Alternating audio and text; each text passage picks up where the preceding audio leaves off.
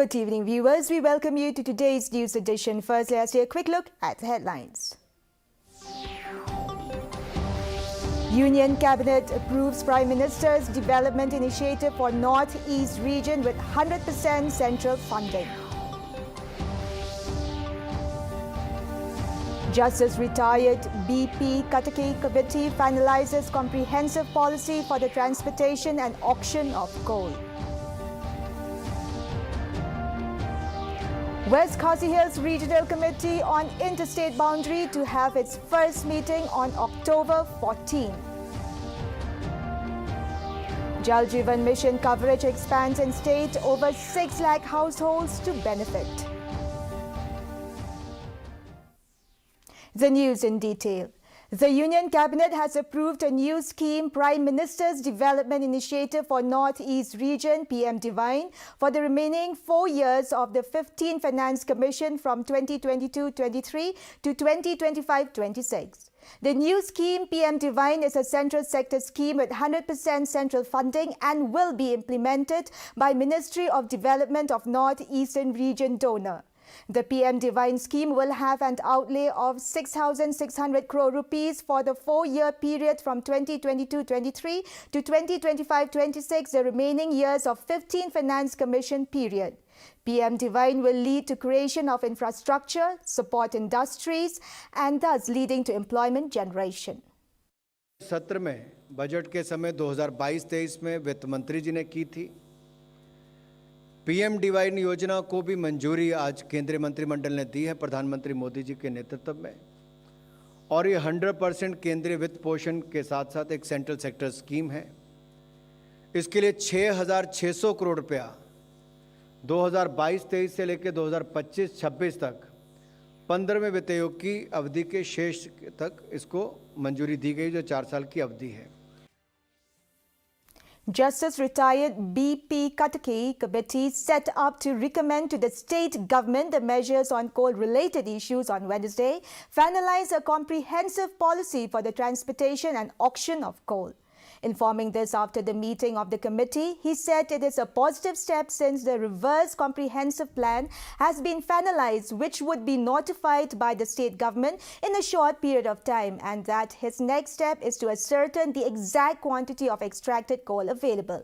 He informed, according to the state government, there was more than 32 lakh metric ton extracted coal post-NGT ban in 2014, but he needs to know the exact quantity. He informed that in southwest Khasi Hills, there was 3.19 lakh metric ton of extracted coal, out of which assessment of 3.8 lakh metric ton is done, with the reassessment of 6,000 metric ton is yet to be done, and the case is similar with South Garo Hills district. He informed that the policy also dwells upon how the transportation is to be carried out and how the challenges are to be prepared, what features are to be there in the challenge, etc. The comprehensive policy for transportation and the auction of coal was not finalized till date. But in today's proceeding, we could finalize that. That's a positive steps, at least I could do in that respect. Since the revised comprehensive plan has been finalized, and which would be notified by the government of Meghalaya within a very short period of time. That's what they assured me today.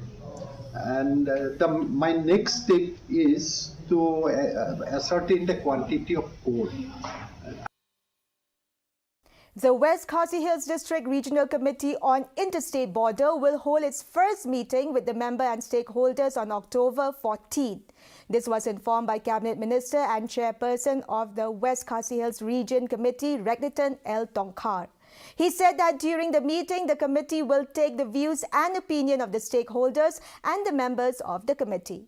The committee will record the concerns and inputs given by the attendees on the border resolution process, and all the headmen falling under Langpi area have been invited to the meeting. Constituted the committee, so we have got the co-opted members, so we will sit the members of our committee as well as the co-opted members. We have already, the Deputy Commissioner Austin has already notified the co-opted members.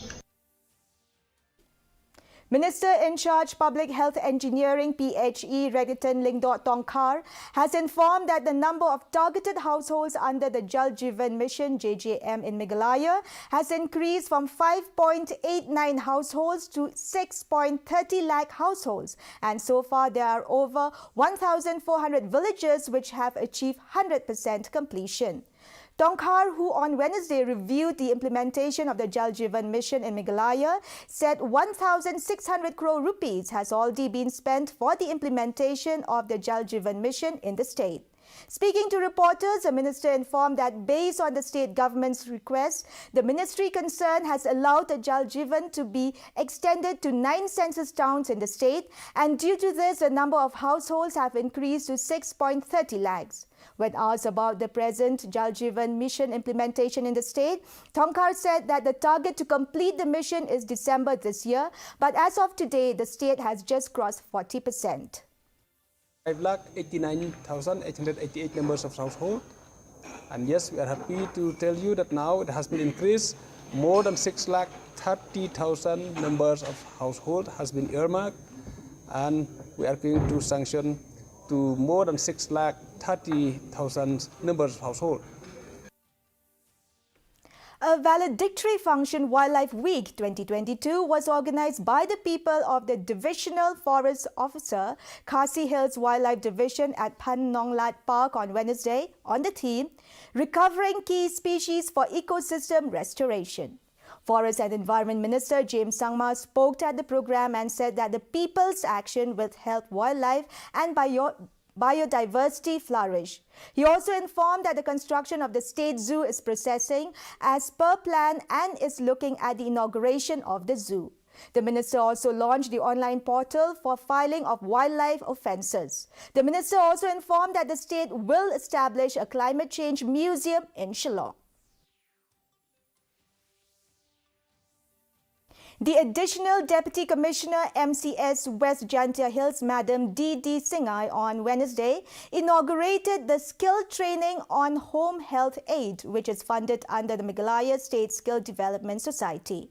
The function was held at Musa Lingkat, Salah Raw MCSWA campus, the Meet Mintu Community Social Welfare Association, or MCSWA, which is the nodal agency to conduct the training for a duration of 3 months. Course includes 2 months theory and 1 month practical on job training in a hospital.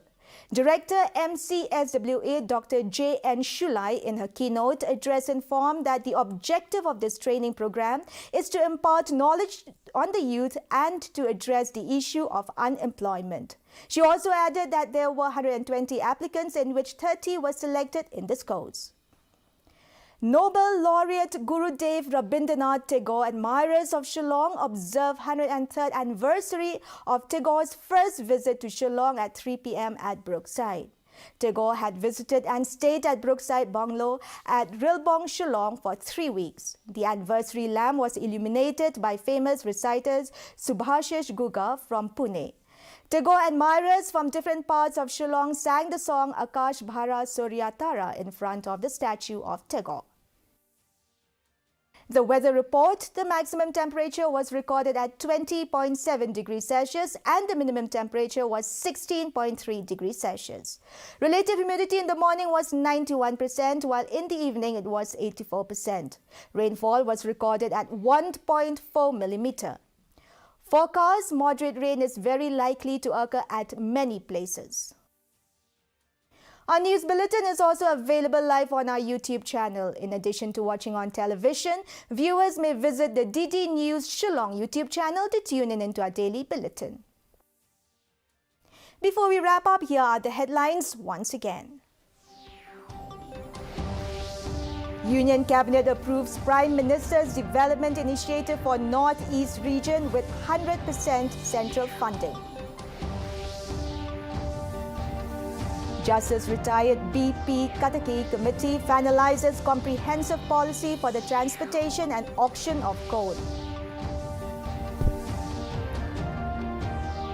West Khasi Hills Regional Committee on Interstate Boundary to have its first meeting on October 14. And Jal Jeevan Mission coverage expands in the state. over 6 lakh households to benefit. Well, viewers, that is all we have for you from our newsroom this evening. We will be back tomorrow at the same time with new updates. Till then, it's good night.